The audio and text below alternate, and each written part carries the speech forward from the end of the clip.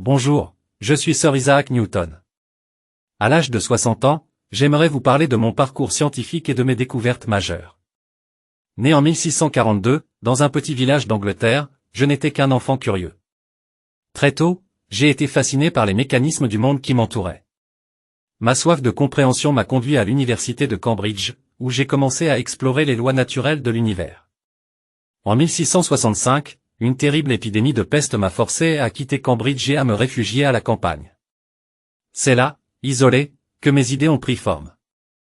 C'est durant cette période de solitude que j'ai formulé l'une de mes plus grandes découvertes, la gravitation universelle. L'idée m'est venue en observant une pomme tomber d'un arbre. Pourquoi tombe-t-elle toujours vers le sol? Cela m'a poussé à formuler une loi qui explique que toutes les masses s'attirent entre elles, et que la force d'attraction dépend de la masse et de la distance. Cela a permis de comprendre comment les planètes tournent autour du Soleil et comment les corps tombent sur Terre. Mais la gravité n'était pas la seule chose qui me préoccupait. J'ai aussi travaillé sur les mathématiques. J'ai inventé le calcul différentiel et le calcul intégral, des outils puissants qui nous permettent de décrire les changements continus.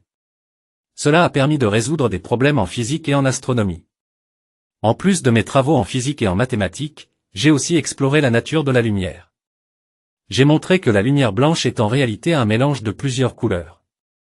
En utilisant un prisme, j'ai pu décomposer la lumière et observer son spectre. Cela a ouvert la voie à la science de l'optique. Mon travail ne s'est pas limité aux sciences naturelles. J'ai également consacré beaucoup de temps à la monnaie royale d'Angleterre, où j'ai contribué à réformer le système monétaire et stabiliser l'économie. Mes recherches m'ont aussi amené à l'étude de l'alchimie et de la théologie. Bien que mes contributions en sciences physiques soient les plus reconnues, j'ai également cherché à comprendre les mystères de l'univers et de la création. Aujourd'hui, en regardant ma vie, je réalise que ma découverte de la gravité n'était qu'un petit aperçu de ce que nous pouvons encore comprendre. La connaissance humaine est un voyage sans fin. Ce que j'ai accompli n'est que le début. J'aimerais vous encourager, vous qui m'écoutez, à poursuivre cette quête de savoir, à explorer l'inconnu et à ne jamais cesser de poser des questions. Car, comme je l'ai dit un jour, si j'ai vu plus loin, c'est en me hissant sur les épaules de géants. Merci de m'avoir écouté.